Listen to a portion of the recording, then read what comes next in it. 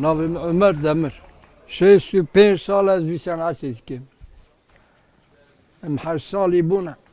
Em bir sanat etkim hatta ana şogul bikim. Me beri nü çizkir. Ana nü me berda tamirat çizkim. Kevin çizkim.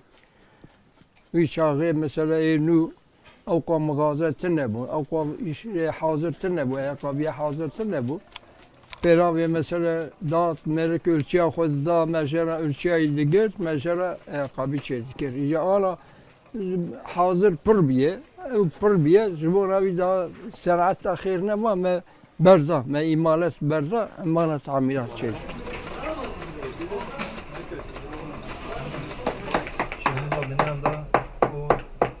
Kazanca mescid ya kazanç vayet bini piyasa bini işlerine öktene. O yani biz zor idare mezme. Yani daha ev para emi kazanmış bir ke emi zengin mi ben ev işlerine zaten sanat merva zengin nakil. Sanat günlük siz şoguli günlük zohi dere.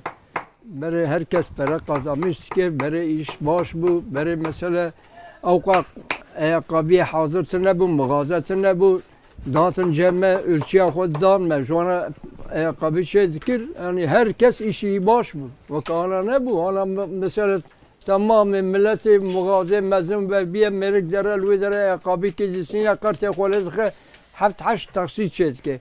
Nay vran mesela peşin para nasıl ya? Ama beri avat şişki avatı ne bu? Beri tamam dağıtın ürçüye koddan mecbuna ayakkabı çizikir. Şu işi herkesi baş bu. Yani işi herkesin harabe. Ev ya beri bu. Ana ev şu. Ya babam.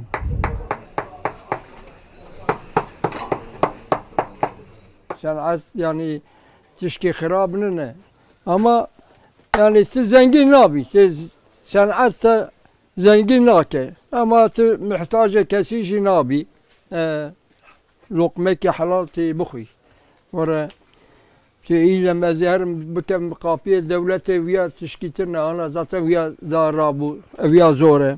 Merek üniversite dukhine ve dere kahveci titke. Dere mesela lokante ya şöyle boş da gere. Yani ev beri bu okul. Ana okulci khiravi nema. Sanatçı khiravi nema. Ama cevap kit mecburiyeti bir şogul iş. İllem şogul.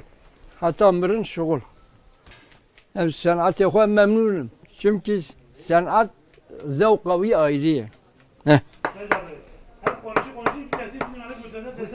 İşaret o yürekli o konusuna.